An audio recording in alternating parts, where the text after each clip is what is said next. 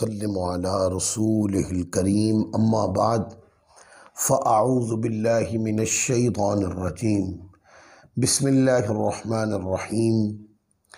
अल्लाह रब्बुल इज़्ज़त का शुक्र है जिसकी तौफ़ीक ने हमें आज इस मजलिस के अंदर हाज़िर होने की तौफ़ीक दी।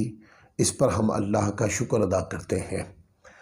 आज एक हम सिलसिला शुरू कर रहे हैं जिसका आज इब्तिदाइया है, फिर इंशाअल्लाह अज़्ज़ व जल हमारा इससे आगे ये मुसलसल सिलसिलावार गुफ्तगू चलती चली जाएगी। ये हमारी गुफ्तगू हुज़ूर अलैहिस्सलाम की सीरत तय्यबा के तनासुर में होगी। आका अलैहिस्सलाम की सीरत तय्यबा के मुख्तलिफ़ गोशों पर हम गुफ्तगू करेंगे और कोशिश करेंगे कि आका अलैहिस्सलाम की सीरत तय्यबा के मुख्तलिफ़ निकात हम बड़े आहसन अंदाज में समझ पाएँ। तो इब्तिदाइया हुज़ूर अलैहिस्सलाम की सीरत तय्यबा, जिसमें सीरत तय्यबा की अहमियत पर हम रोशनी डालेंगे। इसके लिए मैंने कुरान मजीद की एक आयत करीमा का इंतखाब किया है और ये आयत करीमा है सूरत यूनुस, और सूरत यूनुस पारा नंबर 11 है और इसकी आयत करीमा है 16। आका अलैहिस्सलाम के उस वाक़े को कुरान मजीद ने बयान किया है कि हुज़ूर अलैहिस्सलाम जब कोहे सफ़ा पे तशरीफ़ ले गए, एक बार ऐलान नबूवत का पूरा वाक़या है। तो कोहे सफ़ा पर हुज़ूर तशरीफ़ ले गए, आपने वहाँ कोहे सफ़ा पर लोगों को आवाज़ दी। अरब के अंदर ये कल्चर था कि जब भी कोई आवाज़ देता तो लोग इकट्ठे हो जाते और बात सुनते, और सुनकर हर जो जिस कबीले से या जिस घराने से आया होता वो वापस जाकर उस घराने में, उस कबीले में इतला दे देता, और इस तरीके से पता चल जाता कि ये फ़लाँ ने ये बात कही है। ये इतला मुंतकिल करने का तरीका था। तो आका अलैहिस्सलाम ने, आपने आवाज़ दी तो लोग इकट्ठे हो गए, और हुज़ूर अलैहिस्सलाम ने उन सब लोगों को जो आका अलैहिस्सलाम के कहने पे इकट्ठे हुए थे, कुफ़ार मक्का को, आका अलैहिस्सलाम ने फरमाया कि अगर मैं तुम्हें ये बात फरमाऊँ, तुम्हें कहूँ कि जिस पहाड़ पर मैं खड़ा हूँ, इस पहाड़ के पीछे से एक लश्कर तुम पर हमला आवर होने वाला है, तो क्या मेरी बात को मान जाओगे?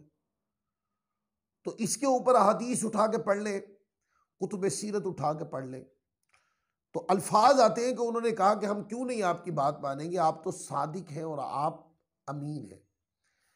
आगे गुफ्तगू बढ़ाने से पहले मैं अपने तमाम दोस्तों से गुजारिश करूंगा, इन जुमलों को ज़हन में रख लें कि ये जो कहा उन्होंने कि आप तो सादिक हैं, आप अमीन हैं, ये जुमले कुफ़ार मक्का ने, जिनको हुज़ूर अलैहिस्सलाम ने करीब अपनी नबूवत की और अपनी रिसालत की दावत देनी है, उन्होंने ये जुमले आका अलैहिस्सलाम की गुजरी हुई 40 साल जिंदगी पर कलाम किए। आका अलैहिस्सलाम की जिंदगी तय्यबा के हर आपकी रमज़ ज़िंदगी पर, आपके अंदाज़ ज़िंदगी पर, आपकी हरकत व सकनात मुबारक के ऊपर हर चीज़ पर उन्होंने कहा आप सादिक और आप अमीन हैं। और फिर इसी तरह जब आका अलैहिस्सलाम ने उनके मुंह से ये अल्फाज सुने तो हुज़ूर अलैहिस्सलाम ने उनको फरमाया आपने ऐलान नबूवत फरमा दिया, फरमाया लोगों बुत परस्ती न करो, खुदा वहदहू ला शरीक की इबादत करो, और मैं तुम्हारी तरफ अल्लाह का रसूल हूँ, सो मेरी फरमा बरदारी करो, और मैं तुम्हारी तरफ जो दीन लाया हूँ इस पर अमल करो, इस पर ईमान लाओ। जब हुज़ूर अलैहिस्सलाम ने ऐलान नबूवत किया, फरमाया कि मैं तुम्हारी तरफ नबी हूं और तुम्हें बुत परस्ती से मना करता हूं कि तुम अल्लाह के अलावा किसी की इबादत ना किया करो। इसके ऊपर काफिर लोग भी फिर पड़े और आका अलैहिस्सलाम पर इतराज़ात करना शुरू कर दिए और हुज़ूर अलैहिस्सलाम के मुखालिफ बयान देना शुरू कर दिए।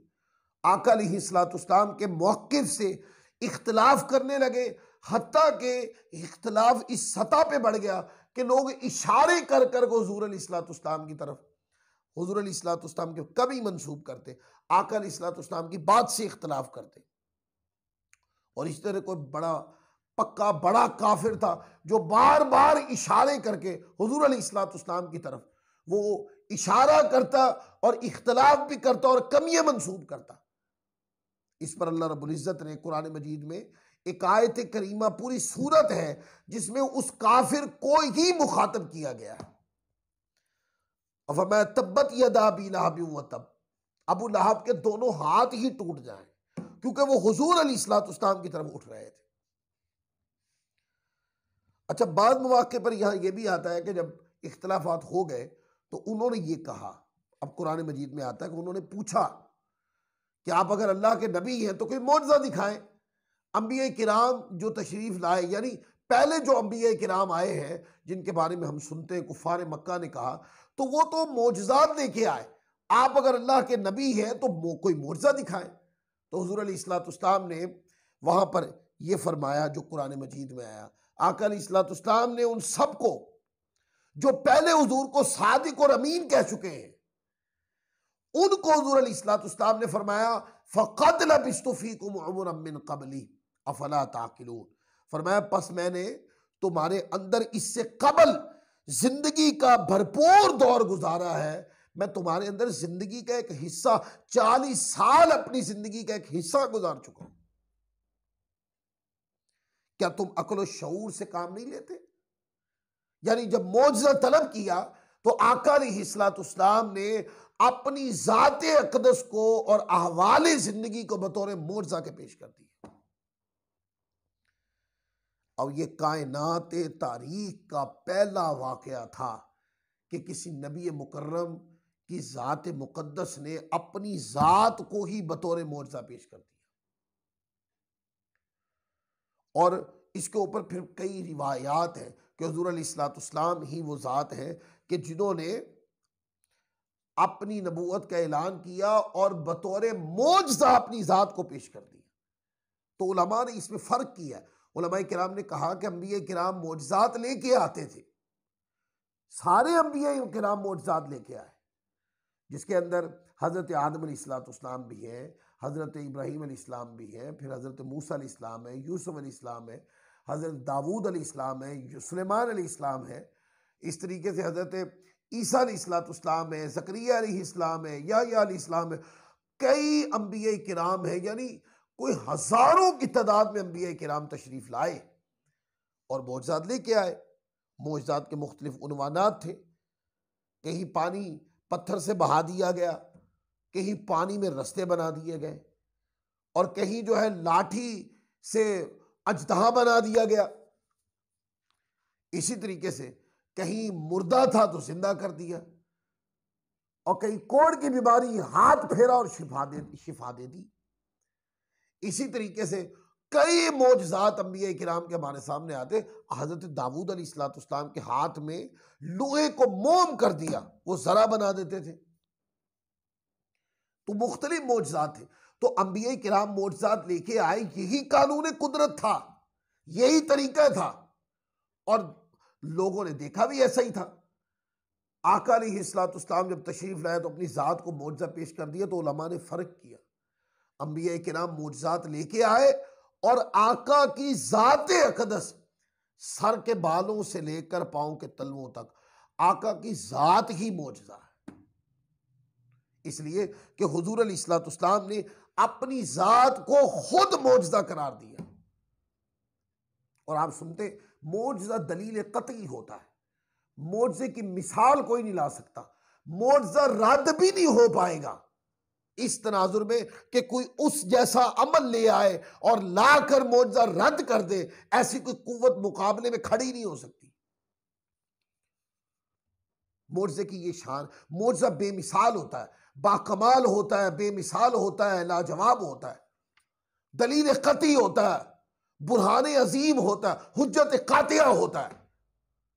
उसको देखकर अक्लें मुती हो जाती हैं, फर्माबरदार हो जाती हैं अक्लें। इसलिए कुरान मजीद ने हुजूर अलैहिस्सलाम के बारे में फरमाया या अय्युहन्नास क़द जाअकुम बुरहानुम मिर रब्बिकुम व अंज़लना इलैकुम नूरम मुबीना। ऐ लोगों, बेशक तुम्हारे रब की तरफ से हक की कतई दलील बसूरत ज़ात मुस्तफ़ा आ गई, इसलिए कि ये सरापा मोजज़ा है हुज़ूर अलैहिस्सलाम की ज़ात अक़दस। अब आका ने अब दो बातों के ऊपर तवज्जो मरकूज करके रखें। एक ये कि हुजूर ने खुद अपनी ज़ात को बतौर मौजज़ा पेश करके फरमा दिया कि मेरी ज़ात बेमिसलो बेमिसाल है, और उससे पहले काफिरों ने खुद हुजूर अलैहिस्सलाम को यह फरमाया कि आप तो सादिक हैं और आप तो अमीन हैं। अब मुझे बताएं कि हुज़ूर अलैहिस्सलाम ने जब ये फरमाया फ़क़द लबिस्तु फ़ीकुम उमरन मिन क़ब्ल अफ़ला ताक़िलून, कि पस मैं तुम्हारे अंदर इससे कबल ज़िंदगी का भरपूर हिस्सा गुजार चुका हूँ, यानी ज़िंदगी का 40 साल ज़िंदगी गुजार चुका हूँ, क्या तुम अकल नहीं रखते? तो आका अलैहिस्सलाम ने जब अपनी ज़ात को, अपनी ज़िंदगी को मोजज़े के तौर पर पेश किया तो ये किस ज़िंदगी की तरफ इशारा है? ये गुजरे हुए 40 सालों की तरफ इशारा है कि देखने वालों, मेरे 40 साल नहीं देखे तुमने, मेरी 40 साल की सीरत नहीं देखी तुमने, मेरा किरदार नहीं देखा, मेरा अंदाज, मेरी गुफ्तार, मेरा पैगाम, मेरे अंदाजे जिंदगी, मेरा बिहेवियर, मेरी मुस्कुराहट, मेरा मिलना जुलना। और कुफार इसका इनकार नहीं कर सकते थे, इसलिए कि इसी जिंदगी पर जो 40 साल गुजरी है, काफिर लोग इसके ऊपर सादिक और अमीन के लफ्ज बोल चुके थे। वो कह चुके थे कि आपकी जिंदगी बेमिसाल है, आप बाकमाल हैं, आप सादिक हैं, आप अमीन हैं, आप बेऐब हैं, बेनक्स हैं, आप बाकमाल हैं, आली वकार हैं। ये सारे इन जुमलों का मतलब बनता है। तो मुझे बताइए कि काफिर लोगों ने भी आका अलैहिस्सलाम की गुजरी हुई 40 साल जिंदगी की सीरत तैयबा पर सादिक और अमीन के लफ्ज कलाम किए, और हुजूर अलैहिस्सलाम ने जिंदगी को, अपनी गुजरी हुई जिंदगी को बतौर मौजज़ा पेश करके बता दिया कि मेरी जिंदगी जो गुजर गई, जो आने वाली है, वो तो बेमिसलो बेमिसाल है। उसके ऊपर तो वही इलाही का जामा चढ़ जाना है कुरान की सूरत में। इससे पहले जो मेरी जिंदगी है, चूंकि वो अल्लाह के नबी की जिंदगी है, अल्लाह के नबी की जिंदगी की इब्तदा से लेके इंतहा तक कोई ऐब नहीं होता। अल्लाह की जिंदगी, अल्लाह ताला के नबी की जिंदगी कोई ऐब नहीं होता। उनकी सीरत तैयबा बेमिसाल होती है, सीरत में कोई नुक्स नहीं होता, कोई ऐब नहीं होता। उनकी सीरत तैयबा वो आगे चलकर इंसानियत के लिए जिंदगी का उसलूब बनना होता है, जिंदगी का अंदाज बनना होता है, जिंदगी का एक दुरुस्त रास्ता बनना होता है। इसलिए अल्लाह ताला के नबी की जिंदगी और सीरत में कोई ऐब नहीं होता। आप देखें ना, जब हम कुरान मजीद उठा के देखते हैं तो कुरान मजीद के अंदर आप देखें, कुरान मजीद ने पाबंद कर दिया हुजूर अलैहिस्सलाम की सीरत तैयबा का, कि लोगों को ये फरमा दिया कुरान मजीद ने कि आका अलैहिस्सलाम की सीरत तैयबा पर अमल किए बगैर ज़िंदगी के मकसद और मफहूम को कोई बंदा ना तो पा सकता है, ना समझ सकता है, ना इसकी लज्जत ही चख सकता है। ज़िंदगी की लज्जत चखनी है, ज़िंदगी में किरदार की, अंदाज की, गुफ्तार की, अंदाज़ ज़िंदगी की, पैगाम ज़िंदगी की, और ज़िंदगी के हज़ारों शोबाजात में अगर ज़िंदगी के लम्हात की अगर चस लेनी है और ज़िंदगी के लम्हात की उसको पाना है तो क्या करें? फरमाया कि एक ही मॉडल है, वो क्या है? वो ज़ात मुस्तफ़ा है। जिंदगी के हर लम्हे की चाशनी लेनी हो तो ज़ात मुस्तफ़ा को देखो, उनकी सीरत के अंदर अपनी जिंदगी के जीने का उसलूब ढूंढो। और फरमाया लक़द कान लकुम फ़ी रसूलिल्लाहि उस्वतुन हसना, दर हकीकत तुम लोगों के लिए अल्लाह के रसूल की हयात तय्यबा, अल्लाह के रसूल की सीरत तय्यबा, अल्लाह के रसूल के अंदाज ज़िंदगी में, अल्लाह के रसूल की ज़िंदगी तय्यबा के गुजारने के तरीक में फरमाया कि बेहतरीन नमूना है, और यही बेहतरीन नमूना है। इनकी पीछे चलोगे, इनकी सीरत पे चलोगे तो तुम जिंदगी की हकीकत को पा जाओगे। तुम इंसानियत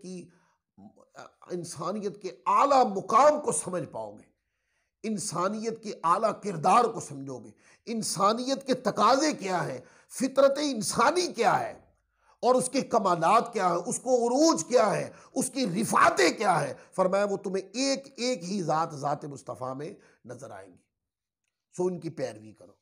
तो आका अलैहिस्सलाम की सीरत तय्यबा जो है, हुज़ूर अलैहिस्सलाम की सीरत तय्यबा की तरगीब दिलाई गई कुरान मजीद में।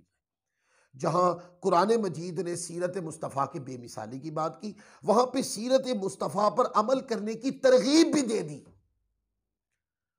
अब यहाँ पर एक नुक्ता बयान करूँ, फिर मैं आगे चलता हूँ। वो ये कि जब आका अलैहिस्सलाम ने खुद उस 40 साल जिंदगी को मौजज़ाती तनाजुर में पेश कर दिया, मौजज़ा के तौर पे पेश कर दिया, और काफिरों ने भी कहा कि आप सादिक और अमीन हैं, तो 40 साल जिंदगी पर काफिरों ने कहा ना। आज हम बाज़ तफसीर पढ़ते हैं और उसके अंदर यह लिखा है कि हुज़ूर अलैहिस्सलाम के बारे में कि जब तुम्हें गुमराह पाया तो हिदायत दे दी। उससे पहले गलत बाज लोग कहते हैं, बाज किताबों में लिखा है, वो कहते हैं कि 40 साल से पहले हुज़ूर अलैहिस्सलाम गलत और सही में फर्क नहीं कर सकते थे। नाउज़ बिल्लाह मिन ज़ालिक। वो आका अलैहिस्सलाम की जिंदगी तय्यबा पर ऐसी मन घड़त रिवायतें पढ़ के एतराज करते हैं जो रिवायतें मौजू हैं, मौदू रिवायात हैं। उसके ऊपर उलमा ने तहफ़्फ़ुज़ात जरह फरमाई है। उसके ऊपर बताना मकसूद यह है कि आका अलैहिस्सलाम की पहली जिंदगी के बारे में किड़े निकालने वाले, कमजोरियां निकालने वाले और अपनी गुफ्तगू में लचक पैदा करने वाले, वो आका अलैहिस्सलाम की जिंदगी के ऊपर लगने वाली तोहमतों के लिए रास्ता हमवार करते हैं वो लोग। बल्कि और हमें ऐसे लोगों की तहकीक कबूल नहीं है, हम ऐसे लोगों की बात को नहीं मानते, इसलिए कि जिस जिंदगी को आका के सामने काफिरों ने कहा हो कि इसमें सिद्क भी आला मुकाम पर था, अमीनियत भी आला मुकाम पर थी, वो जिंदगी बेऐब कैसे हो सकती, वो जिंदगी दागदार कैसे हो सकती, उस जिंदगी में नक्स कैसे हो सकता है। और इससे बढ़कर कि आका अलैहिस्सलाम ने उसी जिंदगी को बतौर मोजज़ा पेश कर दिया। अब उसके बेऐब होने में कोई शक न रहा कि वो जिंदगी बेऐब है। लिहाजा नस्से कुरानी से जिंदगी के उस लम्हे के जब बेऐब होने का पता चल गया तो अब उस पर चू चढ़ाक नहीं सुनते हम। और जो इस तरह की बात करे, मैं अपने सामईन को कहूंगा, जब कभी किसी की किताब में ऐसा पढ़े, किसी की मजलिस में ऐसा सुने और वो कह दे कि पहले वाली जिंदगी में नक्स था, आप उस मजलिस से उठ जाए, क्योंकि ये बात कुरान के खिलाफ है।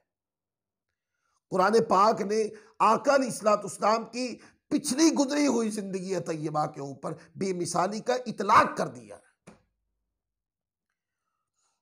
और तरगीब दे दी है कि मेरे मुस्तफ़ा की सीरत बेमिसलो बेमिसाल है, मेरे मुस्तफ़ा का किरदार बेमिसलो बेमिसाल है।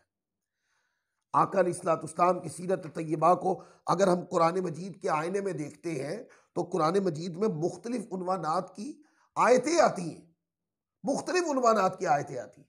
तो आप कुरान मजीद के तनाजुर में देखें ना आका अलैहिस्सलाम की सीरत तय्यबा को। कुरान मजीद में जब हम ज़ात और सिफात की आयतें देखते हैं तो ये आका के अकायद हैं, ये हुजूर की सीरत तय्यबा है।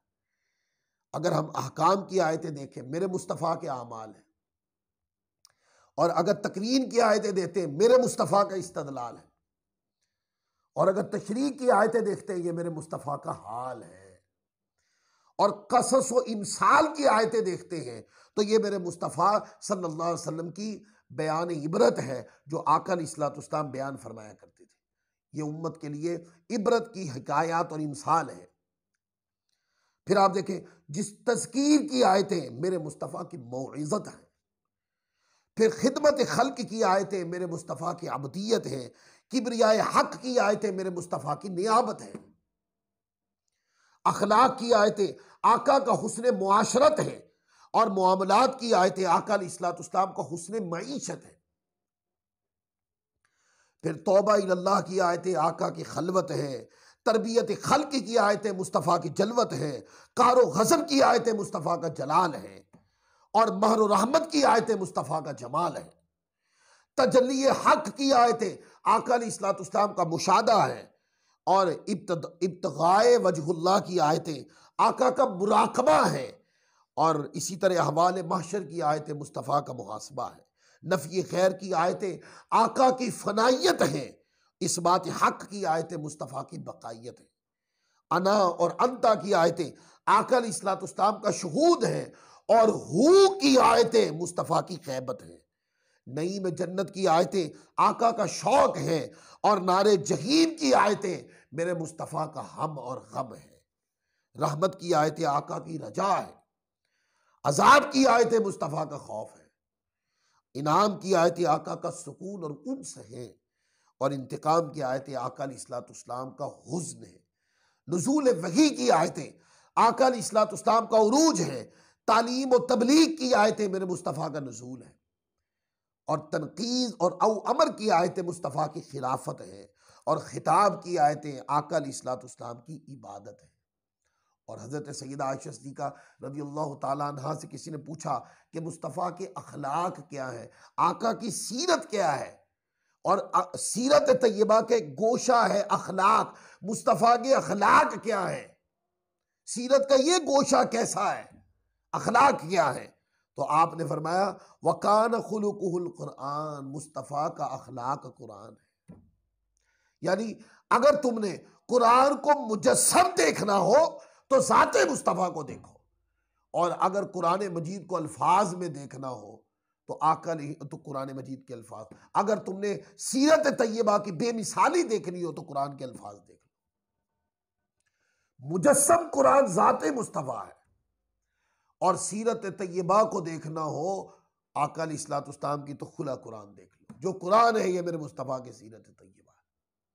आप देखते हैं ना कुरान मजीद के अंदर आयत करीमा है, अल्लाह रब्बुल इज़्ज़त ने इरशाद फरमाया, तरगीब दिलाई है, क्या लोगों जो मुझसे मोहब्बत करना चाहते हो या मेरे मोहब्बत के दावेदार हो, या चाहते हो कि मैं तुम्हें महबूब बना लूँ, रिश्ता मोहब्बत करने का हो या महबूब बन जाने का हो, यानी बंदे के तमा है कि मुझे रब से मोहब्बत हो जाए, चाहे ये दावा है या इस अजर का मुतलाशी है कि रब मुझे अपना महबूब बना ले, अल्लाह मुझसे मोहब्बत करे, अगर इसका मुतलाशी है, अल्लाह ने इसके दरमियान में एक ज़ात को रख दिया, एक सीरत की इत्तिबा को रख दिया, फरमाया इसके बगैर कुछ मुमकिन नहीं, ना दावा की सच्चाई ना अजर मोहब्बत, अल्लाह ताला की यानी कि अल्लाह तबारक व ताला के मोहब्बत करने का जो अमल है, ये दोनों ही नहीं मिल सकती जब तक फरमाया फत्तबिऊनी, जब तक रसूल पाक सल्लल्लाहु अलैहि वसल्लम की इत्तिबा न हो। कुरान मजीद में आयत है, फरमाया कुल इन कुंतुम तुहिब्बूनल्लाह फत्तबिऊनी युहब्बिबकुमुल्लाह, ये सूरत आले इमरान है, पारा नंबर 3 और आयत नंबर 31 है। फरमा दीजिए अगर तुम अल्लाह से मोहब्बत करते हो फत्तबिऊनी, तो मेरी पैरवी करो, और जब तुम मेरी पैरवी करोगे युहब्बिबकुमुल्लाह, तो अल्लाह तुम्हें अपना महबूब बना लेगा। अब बताएं, रिश्ता है मोहब्बत में और रिश्ता है यानी मोहब्बत करने में और अजर मोहब्बत अल्लाह के महबूब बनाने में, अगर कोई ज़ात है जिसके ज़रिए से ये चीज़ पाया तकमील तक पहुंचेगी, यानी मोहब्बत इलाही की करने की सच्चाई और अल्लाह की बारगाह से मुकाम में महबूबियत का मिलना, इसके दरमियान में एक वास्ता है, वो वास्ता फत्तबिऊनी कहकर अपने हबीब की इत्तिबा की तरफ मोड़ दिया, फरमाया मेरे मुस्तफ़ा की इत्तिबा करो। और इत्तिबा कैसे होती है? इत्तिबा होती मेरे मुस्तफ़ा की सीरत पे चलो, मेरे मुस्तफ़ा के किरदार पे चलो, जो मेरे मुस्तफ़ा को करता देखो उसके मुताबिक अमल शुरू कर दो। मेरे मुस्तफ़ा सल्लल्लाहु अलैहि वसल्लम किस तरह चलते हैं तुम भी चलो, मेरे मुस्तफ़ा किस तरह खाते हैं तुम भी उस तरह खाओ, मेरे मुस्तफ़ा जिस तरह बिहेवियर फरमाते हैं तुम भी उस तरह बिहेवियर फरमाओ, मेरे मुस्तफ़ा के अखलाक को देखो, उनका अखलाक जैसा है तुम भी ऐसा अखलाक अपनाओ, उनके किरदार को देखो, उनके किरदार ने जो तुम्हें तालीम दी है उनके किरदार की तरह तुम भी अपनी ज़िंदगी के अंदर इनकलाब बपा करो। सो जिस तरह तुम सरापा मुस्तफ़ा को देखते हो उस सरापा के अंदर अपने आप को गुम कर लो, उनकी सीरत तैयबा में अपने आप को गुम कर लो, उनके किरदार में अपने आप को गुम कर लो, उनके अंदाज में अपने आप को गुम कर लो, उनके एतवार में अपने आप को गुम कर लो। जिस तरीके से जिंदगी वो जीते हैं अपनी जिंदगी के जीने के अमल को उसमें फना कर दो। तो फिर क्या होगा? फरमाया तुम्हारा दावा मोहब्बत भी सच्चा हो जाएगा और अजर मोहब्बत युहब्बुकुमुल्लाह करके अल्लाह तुम्हें अपना महबूब भी बना लेगा। तो इसका मतलब यह है कि अल्लाह की बारगाह तक रसाई वो भी सीरत मुस्तफ़ा से पे अमल करने से है, और अल्लाह की बारगाह से मकबूलियत भी सीरत मुस्तफ़ा पर अमल करने में है। तो ये एक इब्तदाइया था जो आज मैंने आपके सामने रखा है सीरत तय्यबा की अहमियत के हवाले से। तो इंशाल्लाह इससे अगला जो हमारा अगला दर्स जो होगा वो सीरत तय्यबा की तारीखी हैसियत के एतबार से, इस इल्म के मुदव्वर होने के से और इसके माखिज़ व मराजिअ के हवाले से होगा इंशाअल्लाह। और उसके बाद फिर हम बाकायदा सीरत तय्यबा के मुख्तलिफ उन्वानात पर गुफ्तगू शुरू कर देंगे। अल्लाह ताला हम सबको अमल की तौफीक अता फरमाए। वमा अलैना इल्लल बलागुल मुबीन।